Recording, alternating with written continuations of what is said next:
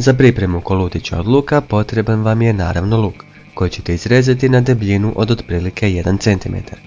Zatim pažljivo odvojite kolutiće luka. Uzmite 2 tanjura, u jedan stavite krušne mrvice, a u drugi malo brašna, krušnih mrvica, instant pire, sve posolite, dodajte vode i napravite smjesu. Stavite kolutić u smjesu i zatim u krušne mrvice, te ponovno u smjesu i natrag u krušne mrvice. Kolutiće stavljamo 2 puta u smjesu i krušne mrvice kako bi dobili što deblji sloj tijesta oko luka. Kolutiće pecite na ulju par minuta do zlatno smeđe boje. Zatim ih stavite na papirnate ručnike kako bi se odsjedili i uživajte.